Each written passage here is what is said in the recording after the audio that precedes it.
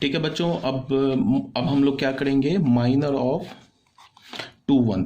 तो minor of 2 1 का मतलब क्या है, ऐसे अगर मैंने लिखा कैपिटल M21, इसको हम क्या बोलेंगे, माइनर ऑफ A21।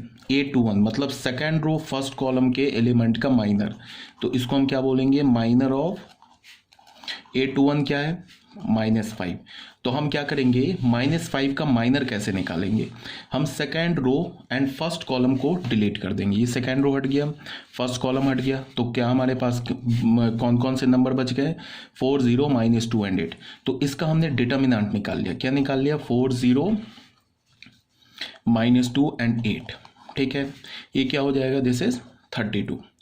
ठीक है, तो माइनर ऑफ A21 हो गया। अगर मैंने लिखा M22, इसको हम क्या बोलेंगे, minor of A22, second row second column पर जो एलिमेंट है उसका माइनर। तो minor of second row second column पे कौन सा एलिमेंट है, 3, तो माइनर ऑफ 3। तो हम 3 का माइनर कैसे निकालेंगे, सेकेंड रो को डिलीट कर दिया एंड सेकेंड कॉलम को डिलीट कर दिया, तो हमारे पास क्या बच गया, -1 9 एंड 0 8। ये क्या हो जाएगा, माइनस ऑफ 8। क्लियर है। उसके बाद हम आते हैं M23, ये क्या है, minor of element belongs to second row third column. तो minor of second row third column पे कौन सा एलिमेंट है, 7, तो 7 का माइनर। तो 7 का माइनर कैसे निकालेंगे, second row and third column को हटा देंगे, तो ये 4 एलिमेंट्स बच गए। तो इनका डिटर्मिनेंट निकाल लो, -1 4 9 एंड -2। ये क्या हो जाएगा, 2 - 36। 2 - 36 इज -34। क्लियर है। उसके बाद हम आते हैं M31। M31 का मतलब क्या हो गया, माइनर ऑफ एलिमेंट A31। ये किसके इक्वल हो गया, minor of third row first column पे कौन सा एलिमेंट है, 9, तो 9 का माइनर। तो 9 का माइनर कैसे निकालेंगे, थर्ड रो को डिलीट कर देंगे एंड फर्स्ट कॉलम को डिलीट कर देंगे। तो ये थर्ड रो डिलीट हो गया, फर्स्ट कॉलम डिलीट हो गया, तो ये 4 एलिमेंट्स बच गए। इसका डिटर्मिनेंट 4 0 3 7, तो 7 4 28।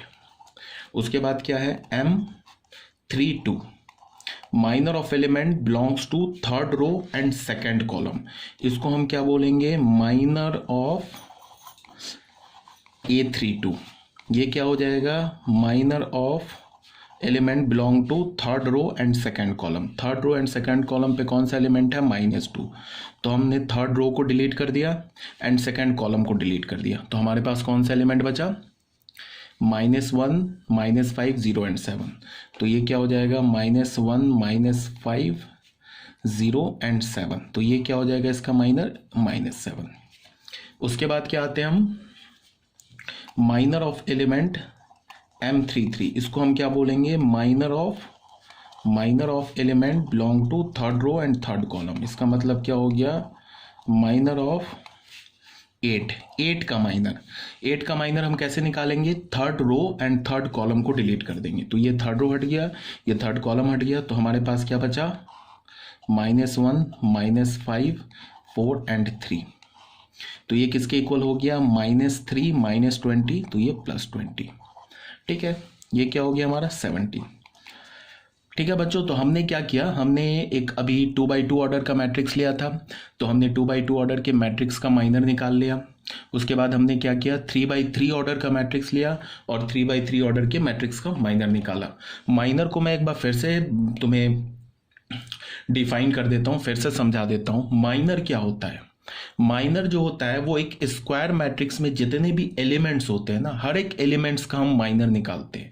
मान लो कि कोई हमने स्क्वायर मैट्रिक्स लिया, उस स्क्वायर मैट्रिक्स के सेकेंड रो थर्ड कॉलम पर कोई एलिमेंट है, ठीक है, तो सेकेंड रो थर्ड कॉलम पर जो एलिमेंट है उसका हम माइनर कैसे निकालेंगे, हम क्या करेंगे, सेकेंड रो को डिलीट कर देंगे, ये थर्ड कॉलम को डिलीट कर देंगे। उसके बाद जो हमारे पास नंबर बचेगा उसको उसी फॉर्म में रखना है, उसको मिक्सअप नहीं करना है, उसको उसी फॉर्म में रखना है, और जो नंबर बचेगा उसका हम डिटर्मिनेंट ले लेंगे। तो जो डिटर्मिनेंट वैल्यू होगा वो सेकेंड रो थर्ड कॉलम पर जो एलिमेंट है उसका माइनर होगा। ठीक है, तो ये क्लियर होना चाहिए। ठीक है। तो हमने और फिर माइनर क्या होता है, माइनर एक रियल नंबर होता है। किसी भी एलिमेंट का जब हम माइनर निकालते हैं, जैसे ये देखो सेकेंड रो फर्स्ट कॉलम का हमने माइनर निकाला तो हमें 32 मिला ना, तो ये एक रियल नंबर मिला। माइनर कोई मैट्रिक्स नहीं मिल जाएगा, माइनर क्या मिलेगा हमें, माइनर हमें मिलेगा किसी भी एलिमेंट का हम माइनर निकालेंगे तो वो एक रियल नंबर मिलेगा। ठीक है, तो माइनर हम लोग सीख गए। माइनर के बाद हमारे पास आता है कोफैक्टर।